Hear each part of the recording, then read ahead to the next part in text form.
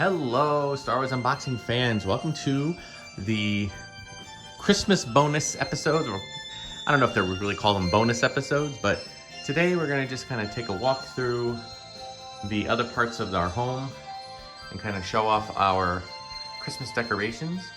Beginning, of course, with the Star Wars Christmas tree.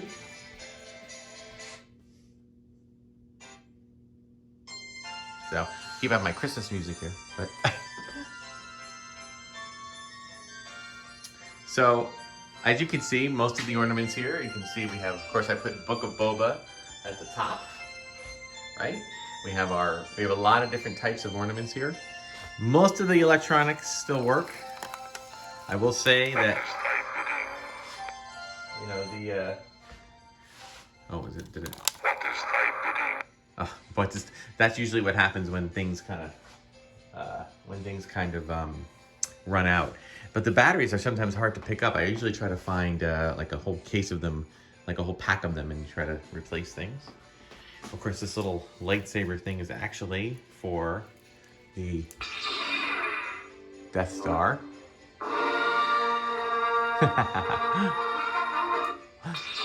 Oh geez, am I gonna have to keep that going? There we go. All right. And yes, there are some Star Trek. I put a lot of value in this one because it's the first Hallmark Star Trek, kind of crossover. If it wasn't for this one, we would not have had the Millennium Falcon one, which I think is this one, which came out in 1997. So these two are responsible for all of this. So I also have some nice fun San Diego Comic-Con exclusives. We have things like these. These are the peeking ornaments. You know, no peeking. Whoops. Okay, whoops. Did I do that wrong? Oh, maybe not. Okay, I think this is back. Oh no, poor Yoda. I'm gonna put Yoda on the side here because I accidentally took him off. Ugh. Now there were so many ornaments up here. See if I can get this one to work. I detect unauthorized activity near presence in the celebration area. Close the blast doors.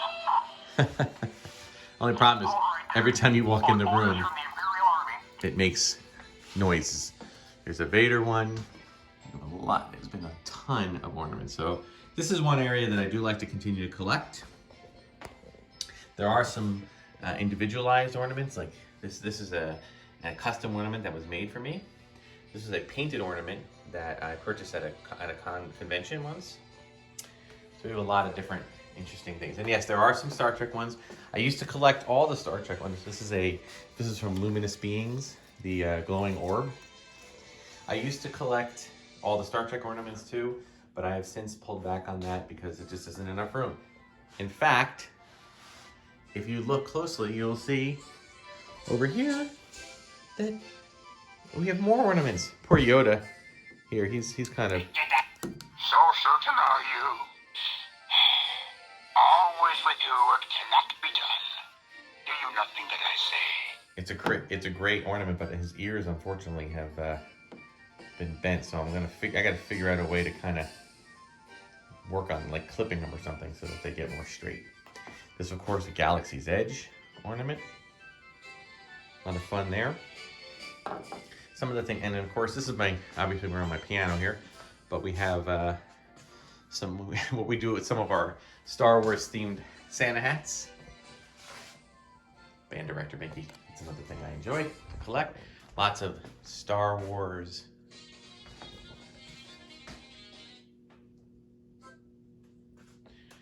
Lots of Star Wars socks there.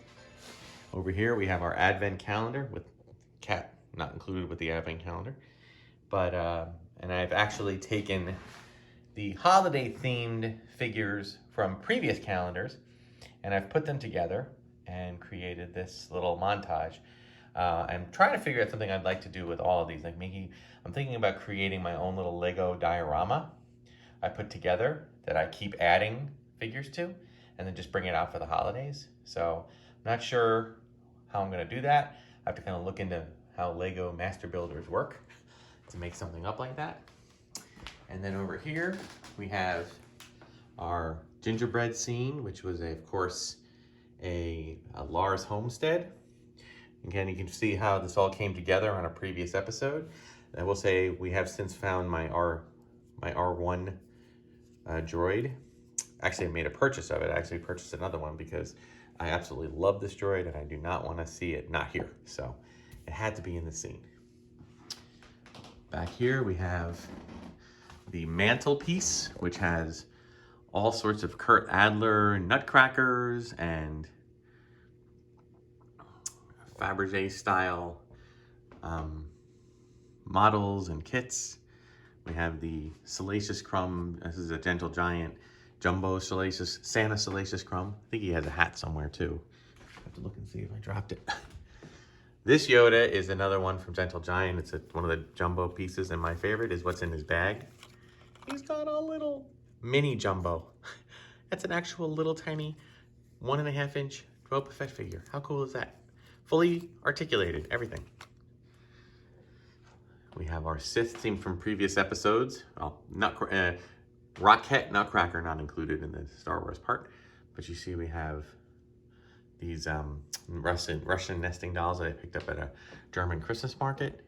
We have our fun Vader Stormtrooper decorating a Star Destroyer Christmas tree. There's one of the Disney R5 deer.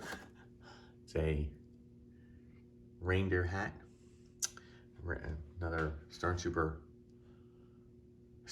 Darth Vader Nutcracker, some more Disney droids, a Life Day tumbler.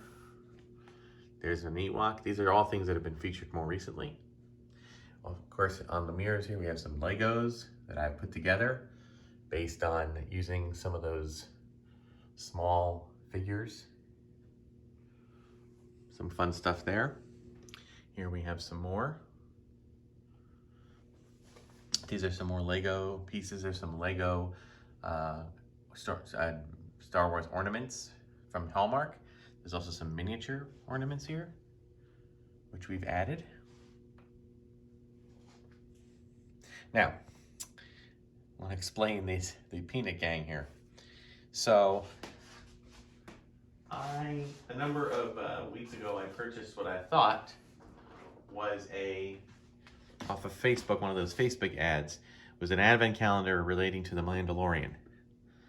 But as is really the case when those Facebook ads come up, buyer beware, because it was not exactly what was promised. In fact, it was absolutely nothing what was promised.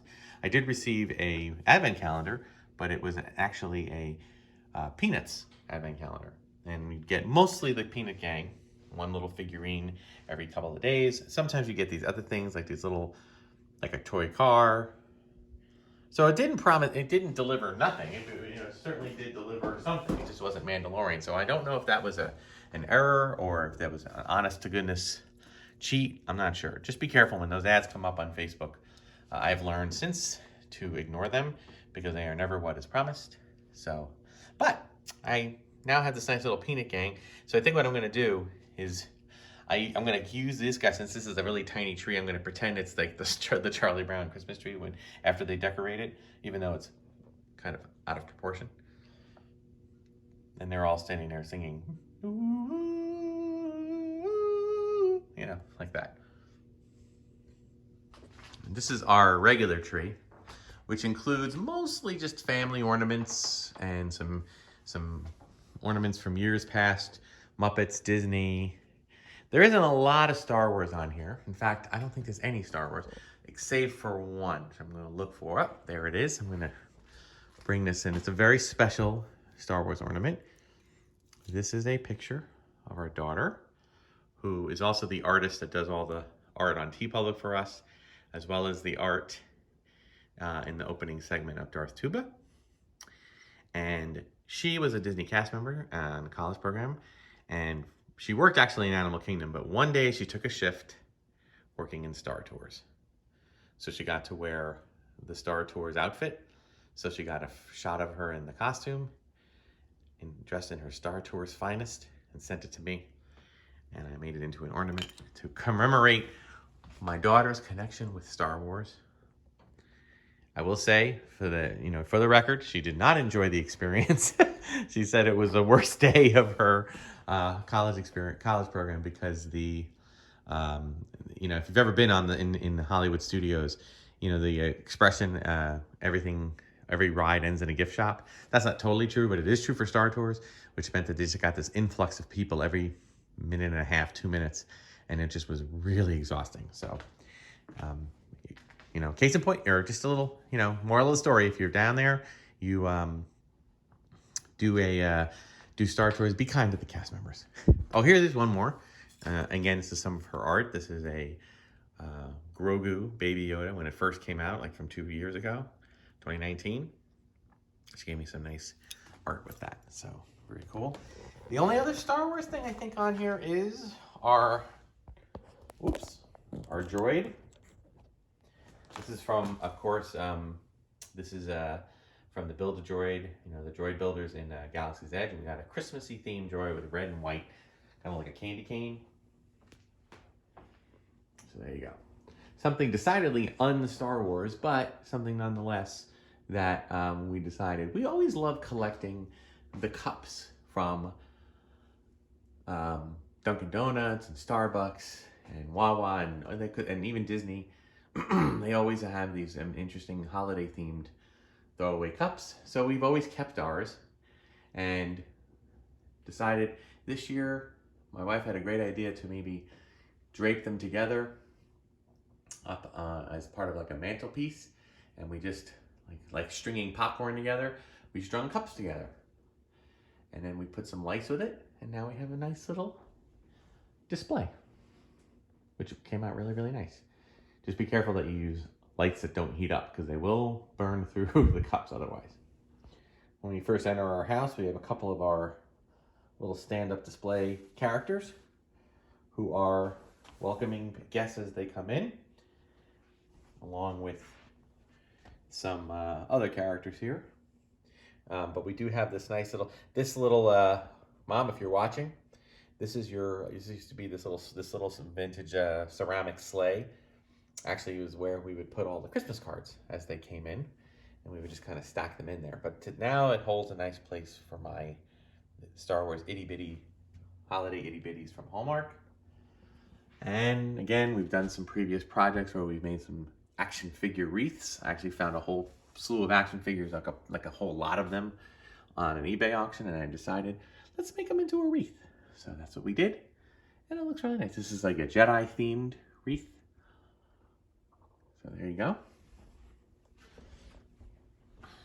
And then a lot of art from my daughter. It's basically our daughter's art wall, but some key points here that we put up for the holiday. Here's the holiday special 3-pack action figure that never was. A Harvey Korman 3-pack featuring Chef Gourmanda, Krellman, and a Morphian instructor. I love she included this with whip, whip, stir, whip, whip, whip, stir action. Absolutely. And she used the Darth Tuba logo. So awesome. Someday, I know that people can now 3D print, but I appreciate even just the concept design. I actually commissioned her to do this drawing during the pandemic. John Williams tribute, a lot of creatures from the places where the music was heard. Of course, she also decided to keep things more current and add Mando and Grogu, and that's Arabesh for Maestro. And yes, it is not quite Christmas Day yet at the filming of this video, so Baby Jesus is not there yet. But we do affectionately, but off to the side, include Santa Yoda and the Jawa in our holiday stuff.